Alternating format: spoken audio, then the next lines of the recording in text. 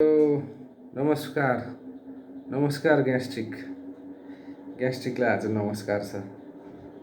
Gastric भनेर जो ग्यास्ट्रिकबाट पीडित हुनुहुन्छ उहाँहरू सबैलाई ग्यास्ट्रिक नमस्कार छ। म तपाईँहरूलाई आज सानो थोरै एउटा ग्यास्ट्रिकको फाइदा बेफाइदा, ग्यास्ट्रिक हुने कारण र हामीले ग्यास्ट्रिक भयो भनेर ग्यास्ट्रिकको लागि प्रयोग गर्दै आइरहेको औषधि मैले धेरै भेटाइरहेको छु, जुन चाहिँ बिना सल्लाह बिना जानकारी यसले मलाई आराम गर्यो भन्दैमा अत्याधिक प्रयोग गरेको पाएको छु। म त्यो औषधिहरूको बारेमा पनि थोरै यहाँ यसो बोल्ने, तपाईँहरूको अगाडि बोल्ने प्रयास गर्नेछु है त। ग्यास्ट्रिक भन्न त भनिन्छ, ग्यास्ट्रिक भने के हो त? ग्यास्ट्रिक भन्दा पनि एउटा पहिले हामी सबैले ग्यास्ट्रिकको एउटा जुस अथवा एसिड बुझ्न जरुरी हुन्छ, जसलाई चाहिँ हाइड्रोक्लोरिक एसिड भनिन्छ। हाइड्रोक्लोरिक एसिड चाहिँ हाम्रो पेटभित्र सबैको पेटभित्र हुन्छ अथवा हुनुपर्छ। जसलाई ग्यास्ट्रिकको समस्या छ, जसलाई ग्यास्ट्रिकको समस्या छैन, सबैमा यो हाइड्रोक्लोरिक एसिड हुनुपर्छ। यदि यो हाइड्रोक्लोरिक एसिड भएन भने हाम्रो पाचन प्रक्रियामा समस्या आउँछ भन्न खोजेको। हामीले खाएको खानेकुराहरू पच्नलाई, डाइजेस्ट हुनलाई समस्या आउँछ। हामीले खाएको खानेकुराहरूबाट पाइने न्युट्रियन्ट्सहरू, भिटामिनहरू, मिनरल्सहरू, आइरन, क्याल्सियमहरू शरीरले एब्जर्प्सन गर्न, शरीरले लिनको लागि गाह्रो पर्न सक्छ। त्यो भएकोले हाइड्रोक्लोरिक एसिड अर्थात् ग्यास्ट्रिक सबैमा हुन्छ र हुनुपर्छ। अब यसको समस्या चाहिँ के हो भने ग्यास्ट्रिक हुनु त पर्छ, तर चाहिने भन्दा बढी भयो भने समस्या हो, अथवा चाहिने भन्दा कम भयो भने समस्या हो। दुईटै कुरा समस्या हो। ग्यास्ट्रिक बिना चाहिँ हामीले खाएको हाम्रो खानेकुराहरू पचाउन सम्भव हुँदैन। त्यो भएकोले ग्यास्ट्रिक अथवा हाइड्रोक्लोरिक एसिड शरीरलाई एकदमै धेरै मात्रामा चाहिने कुरा हो, जसको लागि चाहिँ हामीले अनावश्यक रूपमा मलाई ग्यास्ट्रिक भयो भन्ने आफूले सेल्फ डक्टर हुने हाम्रो गाउँघरमा बजारमा एउटा प्रक्रिया जुन छ, मलाई यस्तो भयो, डक्टर भेट्नु, तपाईँको स्वास्थ्य कर्मी भेट्नु, उहाँहरूको सल्लाह लिनुसँग हामीलाई समस्या हुँदैन। हामीलाई के समस्या हुन्छ? मलाई समस्या भयो, मैले फार्मेसीमा गएर मागेको औषधि पाउनु पर्यो। मागेको औषधि पाइनँ भने त्यो समस्या भयो। तर मेरो समस्या के छ? मैले देखाउनु पर्छ कि पर्दैन, मैले चिकित्सकको सल्लाह लिनुपर्छ कि पर्दैन भन्ने खालको चाहिँ हाम्रो समस्या छैन। हाम्रो समस्या के मात्रै छ? मैले मागेको औषधि फार्मेसीमा छ कि छैन भने समस्या छ भने ल्यायो, खायो, मकै चबायो जसरी। मुख्य समस्या त्यो छ। मसँग एउटा अत्याधिक प्रयोग हुने गरेको एउटा औषधिको यहाँ 10वटा ब्रान्ड छ। 10वटा कम्पनीले एउटै प्रकारको एउटै औषधि बनाउँछन्, जुन चाहिँ हामीले अत्याधिक रूपमा प्रयोग गर्दै आइरहेको छौँ। मसँग एउटा छ यहाँ पेन्टाफास्ट डिएसआर भनेर, आर्या कम्पनीको। यो चाहिँ मैले यहाँ अस्पतालमा बसेर बाहिरपट्टि बसेर हेर्दाखेरि फार्मेसीको काउन्टर सेलमा हुने सबैभन्दा बढी, यो 10वटा मध्येको सबैभन्दा बढी सेल हुने औषधि पेन्टाफास्ट डिएसआर है। पेन्टाप्राजोल, त्यस पछाडि डिएसआर भनेको डम्पेरिडम, यो दुईटा मिक्स भएको वाला। पेन्टाप्राजोल 40 mg, त्यसपछि डम्पेरिडम 30 mg। यही औषधि, यही कम्पोजिसनको मसँग यहाँ 10वटा प्रकारको औषधि छ। एउटा क्युपिडम भन्ने छ, यो पनि त्यही कम्पोजिसन हो, पेन्टाप्राजोल 40 mg, डम्पेरिडम 30 mg। अर्को छ पेनकेयर डिएसआर भनेर छ, यो पनि सेम औषधि हो। अर्को छ पेन्टाजोल डिएसआर भनेर छ, यो पनि सेम औषधि हो। अर्को पेन्डम डिएसआर भनेर छ, यो पनि सेम औषधि हो। अर्को अल्टप डिएसआर भनेर छ, यो पनि सेम औषधि हो। अर्को डोपन डिएसआर भनेर छ, यो पनि एकदमै त्यही औषधि हो, सेम औषधि हो। अर्को एसिडम भनेर छ, यो पनि पेन्टाप्राजोल 40 mg, डम्पेरिडम 30 mg हो। अनि अर्को छ पेनप्राज डिएसआर है, पेनप्राज डिएसआर सेम कम्पोजिसनको औषधि। र अर्को छ 10 नम्बरमा एउटा मेरो पेन्टोट्याप डिएसआर भनेर छ, मेरो भन्नाले मेरो होइन, पेन्टोटप डिएसआर भनेर। यो औषधि चाहिँ कमनली अहिले पछिल्लो समय अत्याधिक बढी खरिद बिक्री भइरहेको औषधि हो, जुन चाहिँ आफ्नो समस्या के छ भन्ने कुरो चिकित्सकसँग सल्लाह नलिकन मलाई ग्यास्ट्रिक भयो होइन, मलाई अलिकति मुखमा अमिलो पानी आयो, मलाई अलिकति पेट घोचे जस्तो, पेट पोले जस्तो भयो। सजिलो उपाय के छ त, आर्याको भन्ने अथवा डी भन्ने अथवा डिएसआर भन्ने औषधि चाहिहाल्यो। त्यो औषधि खाएपछि आनन्द हुन्छ। ठिक छ, तपाईँलाई ग्यास्ट्रिक भयो अथवा तपाईँलाई एसिड रिफ्लक्स भयो भनेको अम्लीय पदार्थ मुखमा, अमिलो पदार्थ मुखमा पानी आयो, पेट पोले जस्तो महसुस भयो, इपिग्यास्ट्रिक रिजनमा पेन भयो, त्यस पछाडि तपाईँले ग्यास्ट्रिकको औषधि खानुभयो। तर कति खाने त, यसको मात्रा कति हो, दिनमा कतिपल्ट खान मिल्छ, कस्तो अवस्थामा खान मिल्छ, कसरी खानुपर्छ, त्यो सबै कुरासँग हामीलाई मतलब छैन। हामीलाई मात्रै एउटै कुरा मतलब के छ, मलाई ग्यास्ट्रिक भयो, म फार्मेसी गएँ अनि फार्मेसीमा मैले मागेको औषधि छ कि छैन है। अझै हाम्रो कन्सेप्ट त कतिसम्म हुन्छ भने, मानिलिउँ हामीलाई यो खालको सेतो खालको खोल छ अनि अलिकति यो फरक खोल, जस्तो यो रातो कलरको खोल छ, औषधि एउटै हो, कम्पोजिसन एउटै हो, तर रातो खाने मान्छेले सेतो खानुहुन्न, सेतो खाने मान्छेले रातो खानुहुन्न। किन? औषधि के होसँग हामीलाई मतलब छैन। हामीलाई केसँग सम्बन्ध छ, खोल एउटै छ कि छैन, अथवा एउटै कलरको औषधि छ कि छैन है। मैले यो भन्नुको मतलब तपाईँहरूलाई औषधि, यो औषधि प्रयोग गर्नुहोस् भनेर सल्लाह दिन खोजेको होइन। तर मेरो सल्लाह के हो भने, आफू खुसी, मलाई ग्यास्ट्रिक भयो भनेर यसरी औषधि सेवन गर्नु राम्रो होइन। अनि यो पेन्टोप्राजोल र डम्पेरिडम मिसिएको औषधि जुन हो, अहिले मैले देखाएको 10वटा ब्रान्ड नेम भएको औषधिहरू, यसमा डम्पेरिडम 30 mg हुन्छ, जुन चाहिँ 24 आवरको लागि म्याक्सिमम डोज हो पर पर्सनको लागि। यदि एउटा पर्सनको लागि 30 mg डम्पेरिडम भनेको एक दिनको लागि म्याक्सिमम डोज हो।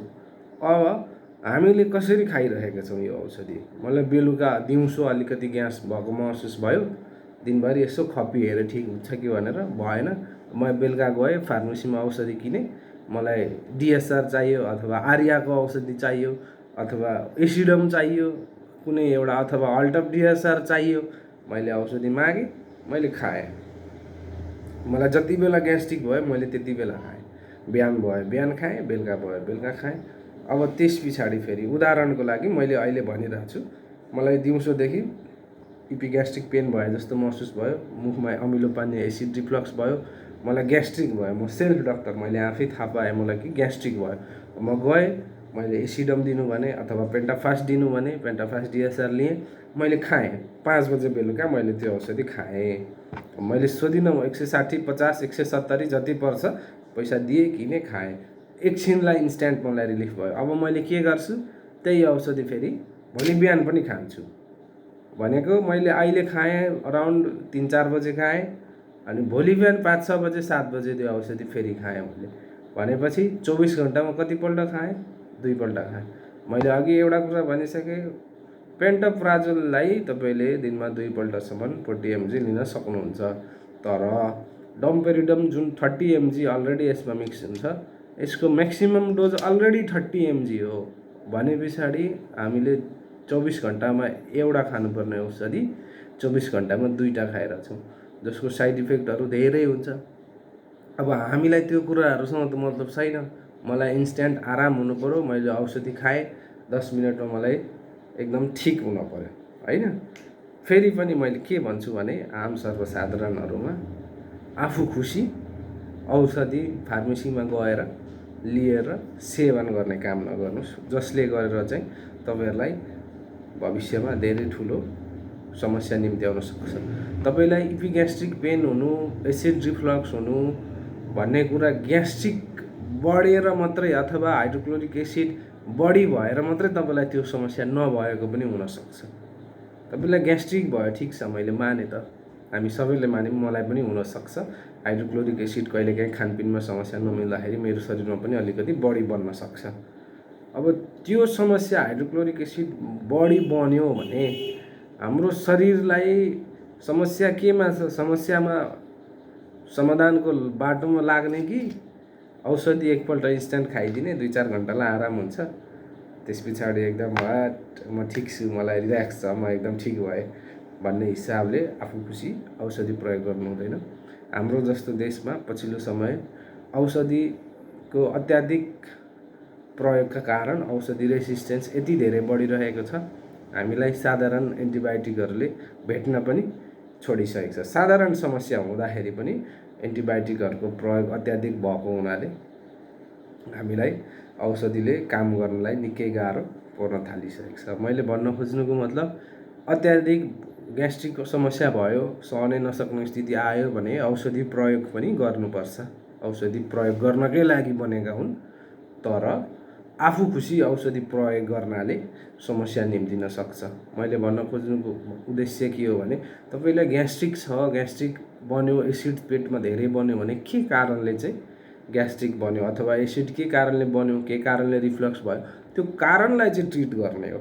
न कि मलाई ग्यास्ट्रिक भयो मैले औषधि खानुपर्छ, ल्याउनुपर्छ, खाइहाल्नुपर्छ, इन्स्ट्यान्ट औषधि खाइहाल्नुपर्छ, ल्याइहाल्नुपर्छ, त्यो कन्सेप्टमा जानु भएन।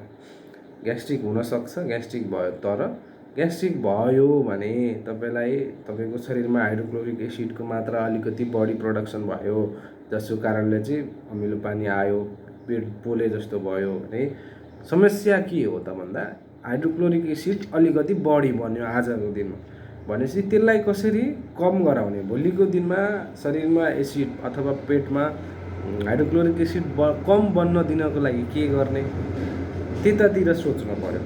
हाम्रो खानपिनमा ध्यान दिने हो कि पेटलाई लामो समय खाली नराख्ने हो कि रिफाइन गरेको अथवा भनौँ प्रशोधित खानेकुराहरू नखाने हो कि पोलेको कुराहरू अथवा तारेको कुराहरू, धेरै भुटेको कुराहरू नखाने हो कि अथवा बोतलहरूमा प्रिजर्भ गरेर राखेका खानेकुराहरू, कोक फेन्टाहरू भए, डिउ, एक्सट्रिम, बियरहरू भए, होइन, मद्यपानहरू भए, विभिन्न प्रकारका बोतलमा राखेका मदिराहरू, त्यस्ता खालका खानेकुराहरूलाई सेवन कम गर्ने हो कि मलाई एसिड भयो अहिले चाहिँ म पेन्टाफास्ट खान्छु अनि भरे आएर एउटा एक्सट्रिम र एक बोतल बियर चाहिँ म खाइहाल्छु भन्ने त्यो खालको सोच होइन। मैले यहाँ आफ्नो अनुभवमा यहाँ भन्नुपर्दाखेरि कस्तो भेटेको छु भने दिउँसो 2-3 बजेदेखि बस्ने, खाना थाल्ने, एउटा दुईवटा एक्सट्रिम खाने, बेलुकासम्म लेग पिसहरू, तारेका भुटेका प्याजीहरू, पकौडाहरू, 1-2 बोतल बियर खाने, अनि 9 बजेपछि अब त्यो भइसकेपछि शरीरमा एसिडिटी बढ्छ, डाइजेसन हुँदैन, अनि ठ्याक्कै हस्पिटल आउने, अनि हस्पिटल आएपछि मलाई एसिड भयो। अब मैले सुरुमा डिएसआर पनि खाइहेरेँ तर मलाई भएन, मलाई एसिड भयो, मलाई अब ग्यासको इन्जेक्सन लगाइदिनु पर्यो भनेर त्यो खालको कम्प्लेन लिएर पनि हस्पिटलमा हामी सर्वसाधारणहरू आउने गर्छौँ। हामीलाई थाहा छ कि मलाई ग्यास्ट्रिक, मैले आज एक्सट्रिम खाएँ, मैले आज बियर खाएँ, मैले आज पकौडा खाएँ, तारेको खानेकुरा खाएँ, जसको कारणले चाहिँ मलाई डाइजेसन भएन, मेरो एसिडिटीमा समस्या आयो, एसिडिटी बढ्यो, तर अब भोलि पनि म त्यो खानेकुरा कम गर्छु भन्नेतिर हाम्रो कन्सेप्ट छैन। हाम्रो सोच के छ त, होइन अहिले खाउँ, भरे ग्यास भयो भने हस्पिटल छँदैछ नि, हस्पिटल जाने, इन्जेक्सन लाउने, ठिक भइहालिन्छ नि। यो खालको सोचबाट मुक्त हुनु पर्यो है।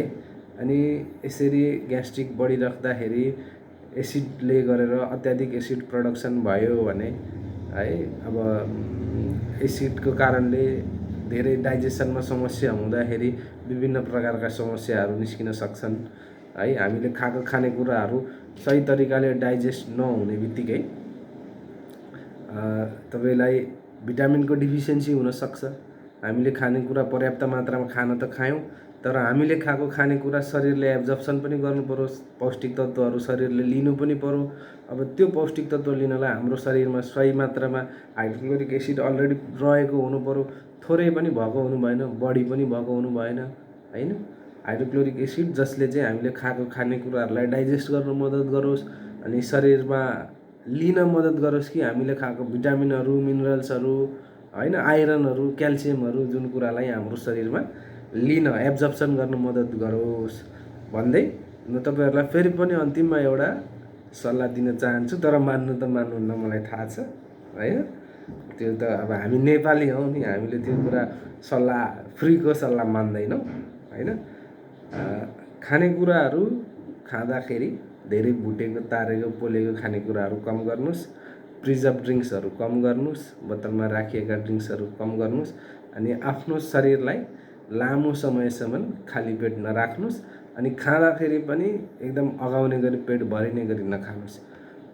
3-4 घन्टामा खाइराख्नुहोस्, अगाउने गरी नखानुस्, मस्त रहनुस्, व्यस्त रहनुस्, ग्यास्ट्रिक हाइड्रोक्लोरिक एसिड सहित ग्यास्ट्रिक रहित रहनुस्। हाइड्रोक्लोरिक एसिड चाहिँ किनभने हामीलाई चाहिन्छ डाइजेसनमा हेल्प गर्नको लागि भन्दै आजको लागि तपाईँहरूलाई ग्यास्ट्रिक नमस्कार है त। धन्यवाद।